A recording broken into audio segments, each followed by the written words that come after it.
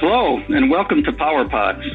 I'm Charles Lewis, retired manned systems engineer at NASA. I appear alongside David Hitt, author of Homesteading Space, the Skylab story, in the documentary Saving Skylab, America's first space station.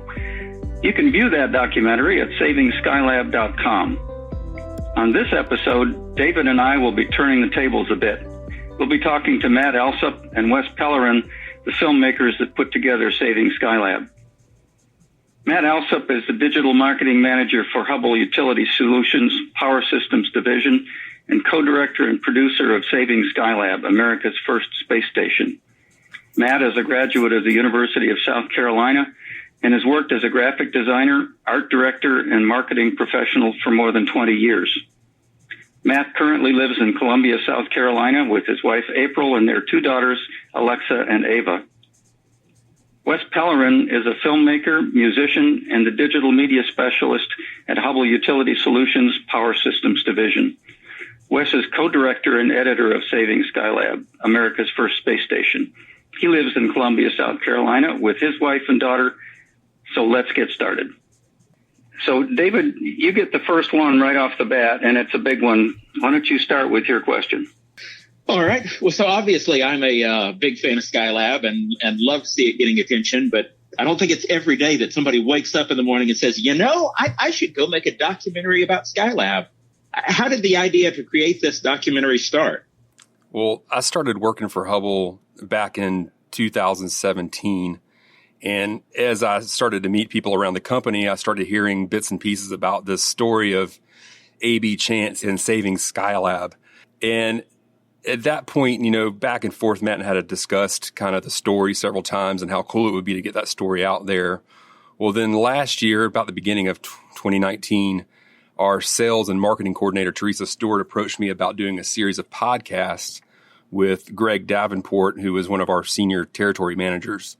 And he's been with us for 39 plus years. And one of the stories he told in that podcast was about Cliff Bosch and A.B. Chance helping to save the Skylab space station. And as I was editing that podcast and kind of taking in his perspective of the story, I started thinking, wow, we've really got to tell this story and get it out there because it's just such a neat human interest piece, such a neat company story to tell. And at that point, Matt and I started doing a little bit of legwork to make Saving Skylab happen. Yeah, just to add to that, it's kind of been a process to unravel the story because there were actually quite a bit of internal stories, but we never really had all the pieces and parts to put it together. Once we started digging, we found some articles and things that A.B. Chance had produced back in, the 70s when all of this was happening. And so it was a big story for them then, but just over the years, it just kind of disappeared. Yeah, it's been about 50 years almost since all that happened. So you guys were going back and beginning to do a little research on stuff that happened a long, long time ago that most people had forgotten about. So in the process of digging up those fragments, how did you manage to validate and synchronize all of those from different parts of the country? Well, I think one day Wes and I were really trying to dream this up to figure out how we could produce a documentary about this story, not really knowing if we had enough firsthand accounts to go on. And so we started doing really just Google searches to see what information was out there. And we just so happened to run across a page from a Google search in Homesteading Space, David's book. And we were like, oh my goodness, this is it. Like we got to get a hold of this guy. And at the same time, it's so crazy because we had just produced a social post on our social accounts around this same time. All of this happened really around the same time. And David went and liked, and I think he retweeted that post. And it was literally just like dominoes falling. Like we were just like, we've got to get in touch with this guy, and he's interacting with us before we even had a chance to tell him what we were thinking about doing. So it was really just, that particular part of the process was pretty easy to get together with David. But when we started digging into, where can we shoot? Where are we going to get all of the archival footage that we want to, interject into this? Because we know we didn't have it from the Hubbell side, and we needed to go to NASA and NASA archives and some other resources to pull all this together. So I just started calling the archives at NASA, emailing, working with the people at the Air and Space Museum, just trying to get all the pieces and parts that we could pull from together. What time was this? I know you gave me a call sometime in late October, I believe, but you must have been doing this prior to that. It really all started in about August of 2019. So all of that part really happened fast, and really the whole process really happened fast. I've worked on a lot of projects over the years, and it's amazing when projects are meant to be, when projects are something that's almost knocking down your door to do. Those happen really fast. And this is one of those projects. It's like the universe was waiting for us to pick up the baton, right, and run with this. So it really was quite amazing how this all came together. Wes and I obviously had to do some digging and pull up all the footage and the audio, which was great because there's amazing audio sitting out there for the public to listen to from the launch sequences and all of that. So it was a really great and fairly easy process to find a lot of the information. But I'm sure, there were some challenges putting the whole story together. Well, thanks for sharing that. I have been thrilled to see that out of the gate, this is already an award-winning documentary with the 3 Telly Awards so far. It is incredibly well made, incredibly just a beautiful product. When assembling a documentary like this, what role does editing play in bringing the story together? Well, we probably had, with everyone involved, we probably had 5 to 6 hours of interview footage. And so editing really provides a way to take that and mold it and build a story in a dynamic way that really kind of puts the puzzle pieces together and makes it a visually interesting piece. When digging into a project like this, you set out to collect as much content as you can, but with that comes the task of turning all of that content, raw content, into something compelling. With this particular project, the great thing is that Chuck, David, Marvin, and Bill gave us a treasure trove of information to work with. So as an editor right there, you're like, wow, you'd much rather have more content than not enough. And so, with Chuck being in the trenches and able to provide interesting commentary and atmosphere on the events that took place really gave the whole thing color and life. And David's extensive knowledge of the history of Skylab really provided the much needed glue that holds this whole thing together.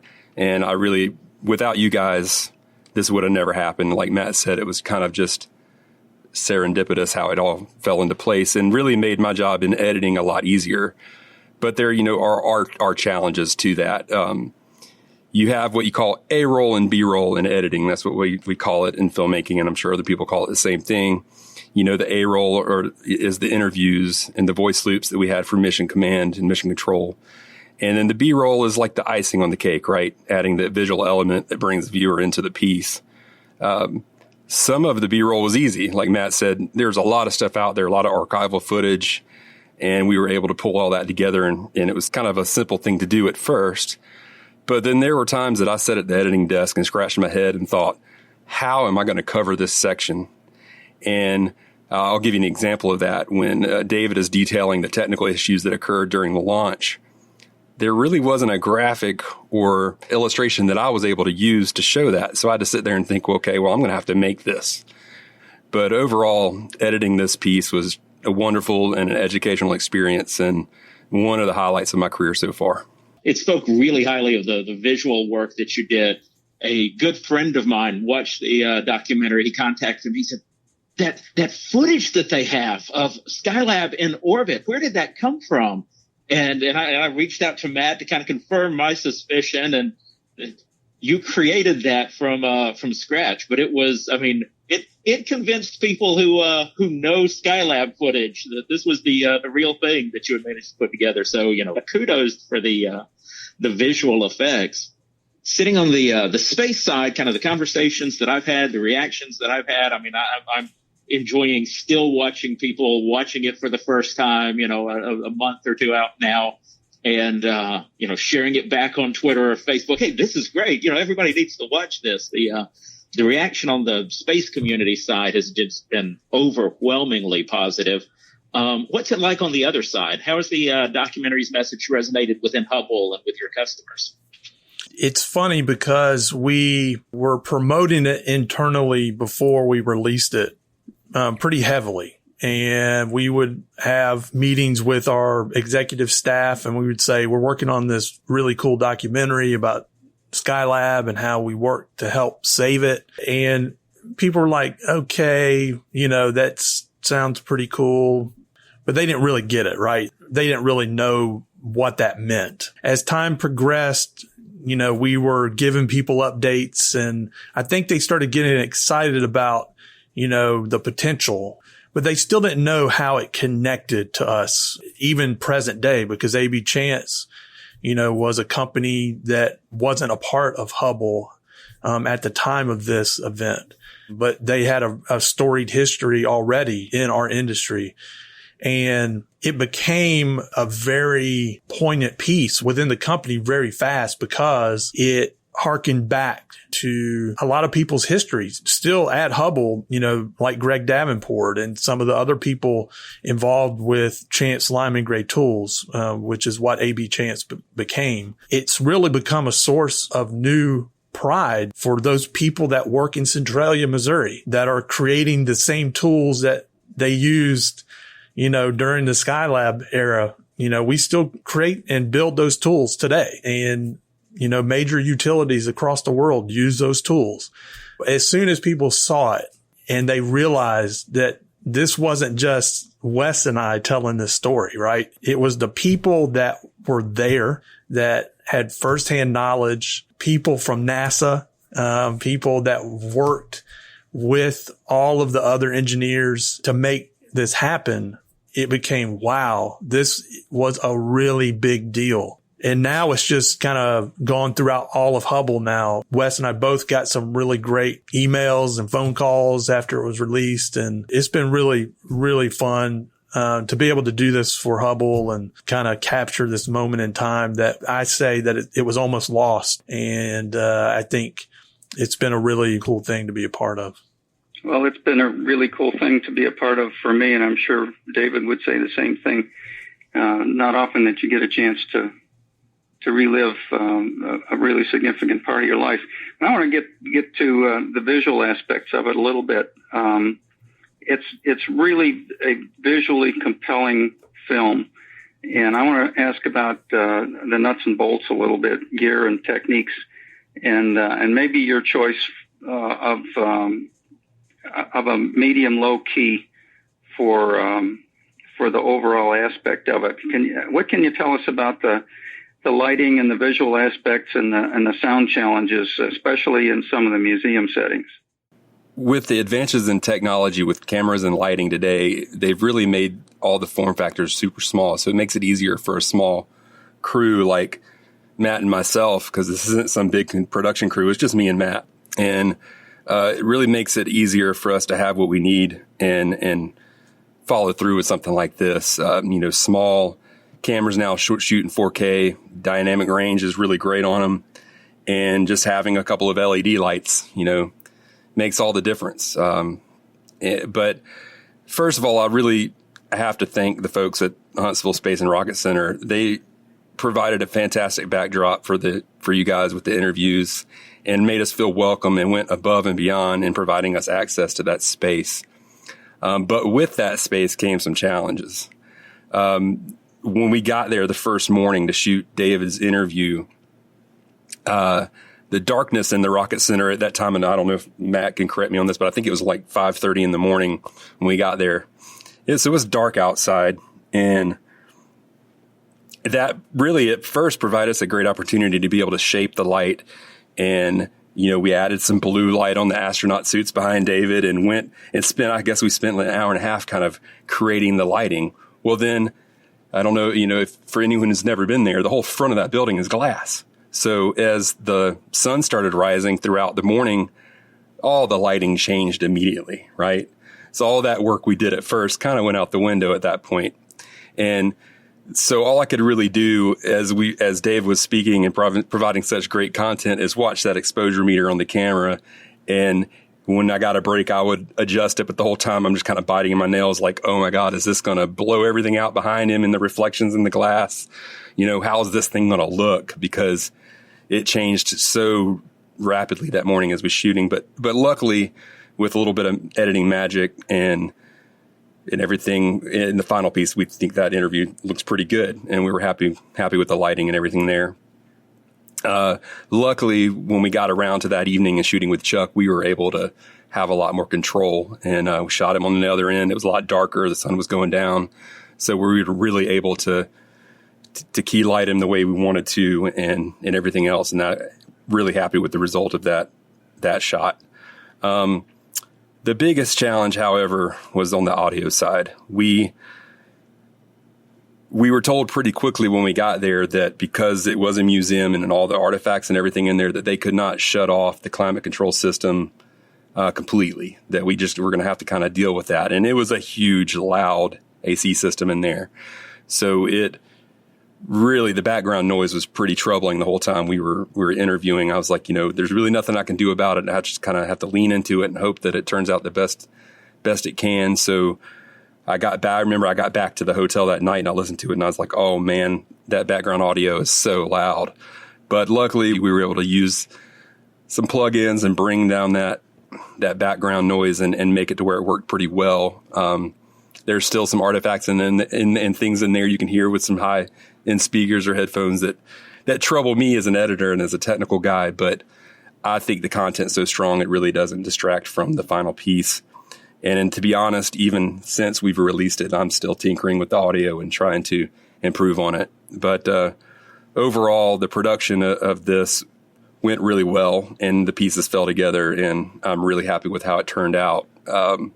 Of course, with all of that, we can control what the interviews look like and we can work through all that production aspect, but just how cool is it? Some of that footage of the launches and all that stuff that somebody shot back in the 70s that still, even though it's grainy and blurry at times, it's just an amazing footage to watch. So a lot of that is credit to people who had the wherewithal to capture that stuff back in 1973. And I'm so appreciative that we were able to have access to that stuff. One of the wonderful results of the wizardry that you guys applied to this is that even for guys like me who lived through it the first time, to watch your video and get goosebumps for the umpteenth time says something for the seamlessness with which you did all of that editing and visual work. And so congratulations on that. It was wonderful. So Chuck talked about just how exciting it was, how much fun it was reliving, a chapter of his life from almost a half century ago. For me, selfishly, how awesome is it seeing kind of almost a movie adaptation of, two of my favorite pages from Homesteading Space.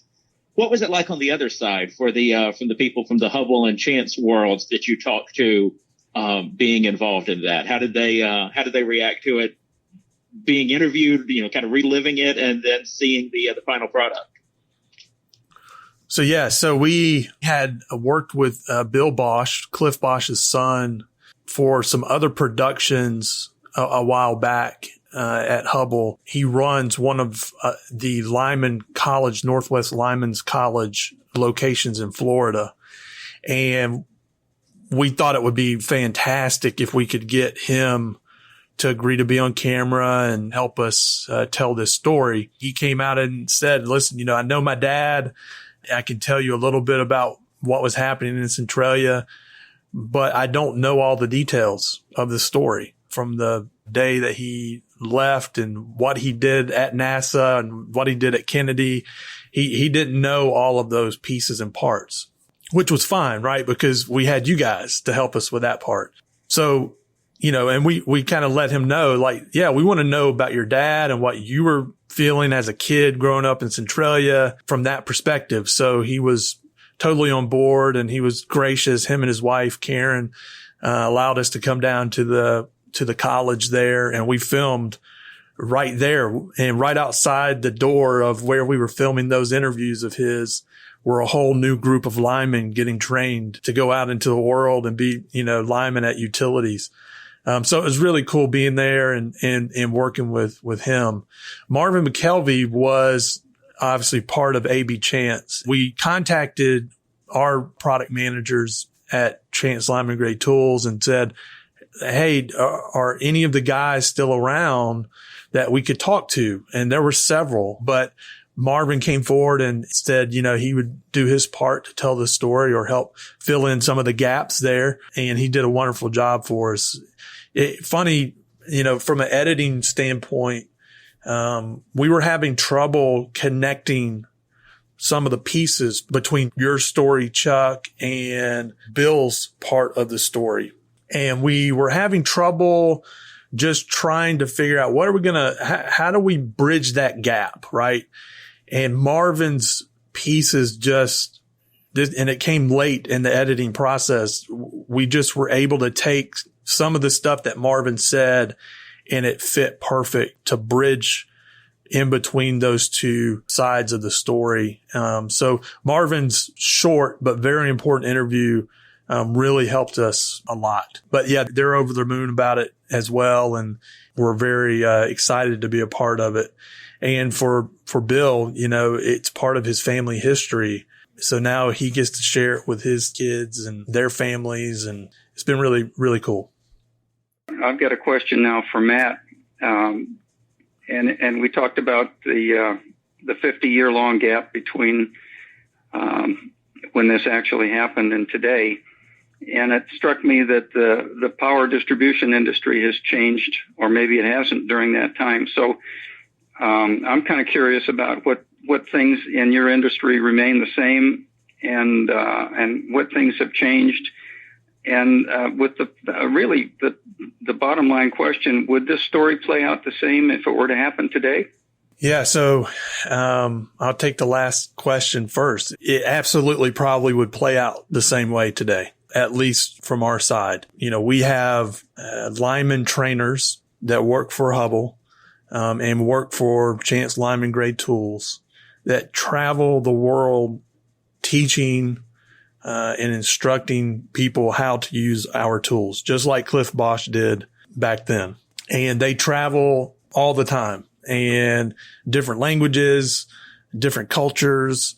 They're out there, really trying to get people to use the tools correctly. That's a staple for Hubbell in general. Our service is extremely important to our customers, the training we provide. We do manufacture a product, but we also want to make sure that the products are working for our customers. And we're not there when they implement those products most of the time. So we want to provide training wherever we can and help them accomplish their goals. Now, for the rest of the question, how has the power industry changed?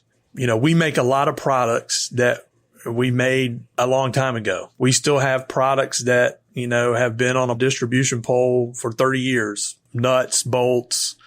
We like to say we make about 80, 85, 90% of the things that you find on a power distribution pole outside of your house or along the street.